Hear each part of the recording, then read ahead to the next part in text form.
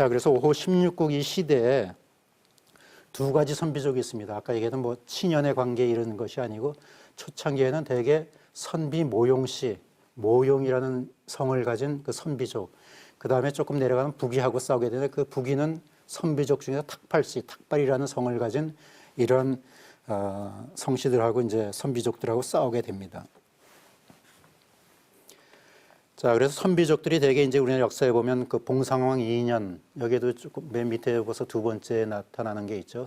모용 선비군이 고구려를 침공했다. 그 다음에 그 밑에도 마찬가지로 모용 선비군이 고구려를 침공했다. 이 말이 나옵니다만 저기서 침입했다는 얘기는 이 얘기만 했는데 실제로는 그 뒤까지 얘기하게 되면 그때는 침공했지만 북부 소형이었던 고노자가 기병 500명을 이끌고 와서 그들을 갖다가 격퇴시켰다. 뭐 이런 얘기까지 이제 계속해서 이제 나오게 되고 그다음에 이제 그때 당시에 선비족의 족장이었던 그 모용외가 침입해서 이 선비족들은 지금도 마찬가지, 뭐 지금이라기보다 그 이후에도 마찬가지입니다만 이게 남의 능묘 같은 걸 파기를 좋아합니다. 이게 서천왕의 능묘를 파헤쳐가지고 그냥 고구려가 부정품이나 이런 게 많다고 해가지고 와가지고 그 능묘를 파헤쳤는데 갑자기 능 안에서 사람 소리가 막 들려가지고 이제 물러나게 되는 경우가 있고요.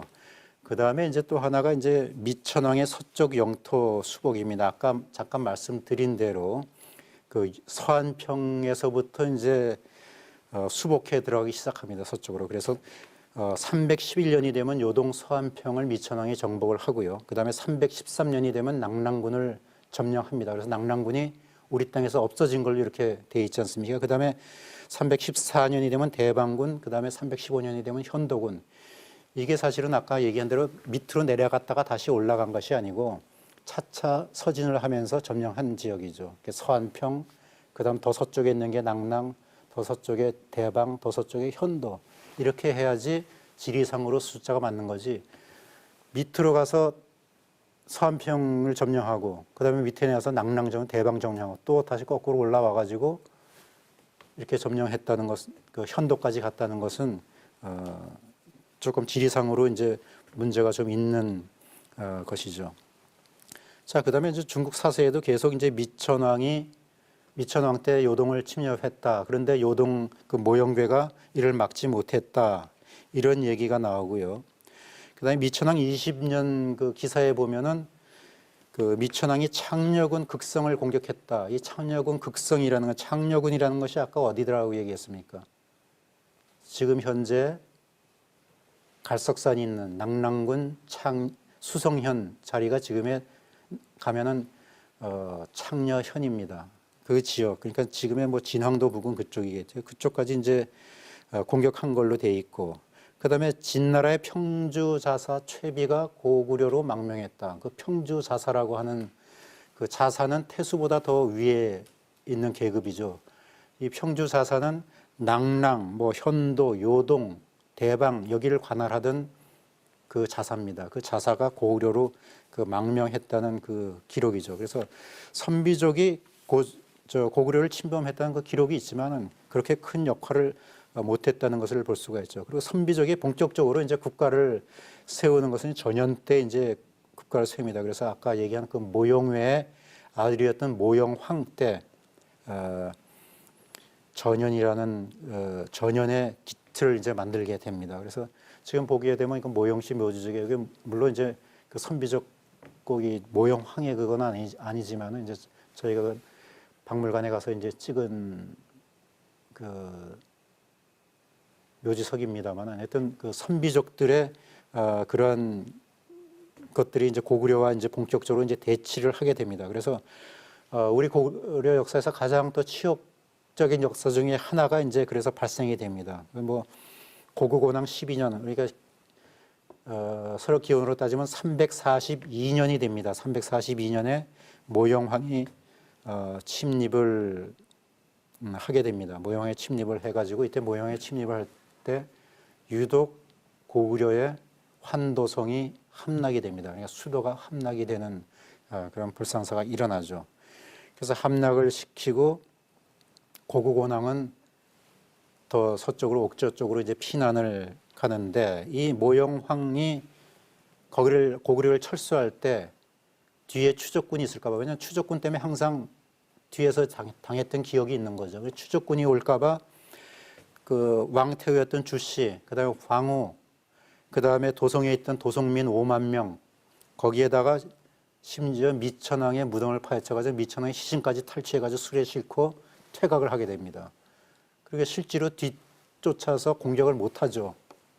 그래서 이제 그런 모영황이 아주 들어와가지고 아주 고구려를 완전히 유린했던 그런 뼈아픈 아주 그런 기록이 있는 거죠. 사실은 고국 원왕은 이것 때문에, 왜냐하면 볼모로 황후는 얼마 있었지만 황후는 얼마 있지만 태후였던 주씨는 그 이후부터 10년이 넘게 거기에 볼모로 잡혀 있게 됩니다. 그러니까 볼모로 잡혔으니까 고구려가 그다음부터 함부로 선비를 침략할 수가 없는 거죠. 그러다 보니까 자연히 고국 원왕은 그쪽 서쪽으로의 진출, 고토를 회복한다는 담을 그거를 중지를 하고 할 수 없이 어디로 공격을 돌리냐 하면은 한반도 남쪽, 그래서 백제와 신라 쪽으로 이제 고개를 돌리게 되는 거죠. 그러다가 결국은 이때 백제하고 대치를 이제 하는데 이 백제가 또 그때 당시에 백제 최고의 중흥군주라고 하는 근초고왕 때입니다.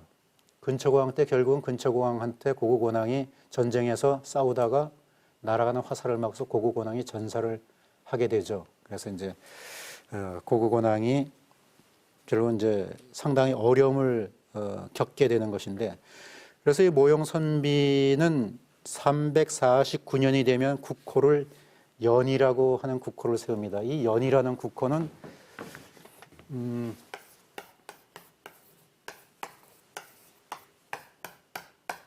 중국의 전국 시대에 전국 칠웅이라고 하는 이 중에 가장 북쪽에 있던, 오늘날의 산서 지형에서 북경에 걸쳐 가지고 있었다고 하는 이 나라가 연입니다. 이 나라하고 지금 선비족이 어떤 인연으로 했는지 모르지만 그때 그 지역에서 강성했던 연나라 이름을 따와 가지고 자기네도 연이라는 나라를 이제 만든 거죠, 국호를.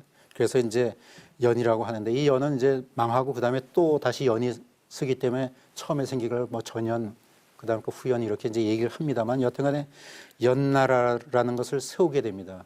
그래서 이 연나라는 중국의 그 시대, 그 한나라 때인데 제후를 봉해받고 하는 이 나라하고 무슨 또 관계가 있는지는 앞으로 더 규명해 봐야 될 것입니다. 더 규명해 봐야 될 것이죠. 아까 얘기했던 그 한나라 때 제후국의 하나가 이제 연나라입니다. 그래서 그때 이제 위만이 우리가 이제 삼국사기에 보면 연나라 사람 위만이 고조선으로 들어왔다 이런 얘기가 나오는 그 바로 연나라가 그 옛날의 연나라고, 이거는 그 이후에 그 선비족들이 만드는 그 연나라가 되는 것이죠. 자, 이렇게 연나라를 세워서 이제 그 지역에 있다가 그 다음에 모영왕의 다섯째 아들인 모영수가 자기가 또 독단적으로 형제가 있는데도 불구하고 자기 나라를 세우죠. 그래서 이 나라를 스스로 이제 후연이라고 이제 얘기를 하게 됩니다. 후연도 결국은 한 20, 30년 있다가 이제 말지만은 그 건국해서 용성, 오늘날의 조양 지역입니다. 그 조양 지역은 대체적으로 이제 그 요동반도 북쪽에 있는 그 지명인데요. 그쪽에 조양에다가 이제 용성이라는 데 이제 도읍을 하게 되고, 또 고국양왕 때 이제 2년 때니까 요동 이쪽을 다시 전연을 침범하게 됩니다. 그래서 전연을 침범해서 이때는 물론 이제 그 볼모가 다 소환대에 왔을 때 이런 때를 이제 얘기하는 거죠. 자, 이런 식으로 이제 후연과도 전투를 벌이고 전연과도 전투를 이제 벌입니다. 아까 처음에는 중국의 한나라하고 주로 전투를 벌이고 그다음에 전연, 후한하고 계속해서 전투를 벌입니다. 그러다가 이제 본격적으로 고구려가 우위가 된 것이 바로 이제 광개토 태왕이 점령을 하면서입니다. 우리가 흔히 얘기할 때 광개토 대왕 얘기하는데, 물론 대왕이라는 거하고 태자하고 똑같다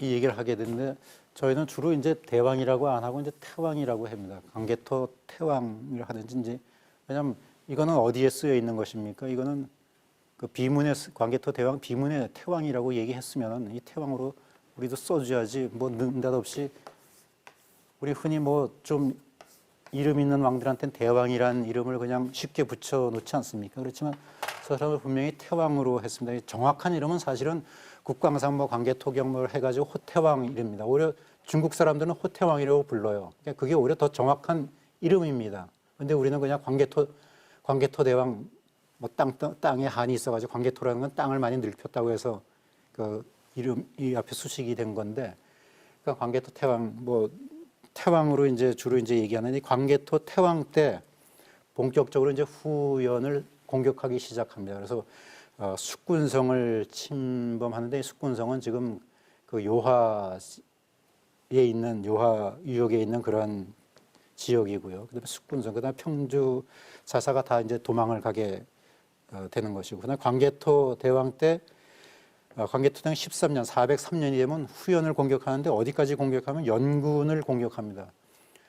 중국의 후연의 연군은 그때 당시에 오늘날의 북경지대에 해당되는 그 지역이죠. 그 지역에 연군을 함락을 하게 됩니다. 그래서 다시 고구려는 중국이 설립했던 만리장성을 넘어서 다시 이 지역으로 이제 들어가게 되는 것이죠. 여기에 이제 광개토 대왕 정벌로가 나타나지만은 뭐 이쪽은 뭐 동부여라든지 숙신이라든지 여기는 큰 적은 없지만 이쪽에 들어가 보면 바로 이 연군을 침략해 들어가는 것이죠. 그리고 또 하나는 거란의 본거지를 습격해 들어가는 그런 것을 이제 볼 수가 있습니다. 자, 그래서 이제 한동안 뜸했던 그 만리장성을 넘어서 중국의 북경까지 이제 들어간 것이 바로 광개토 태왕 때의 이제 이야기입니다.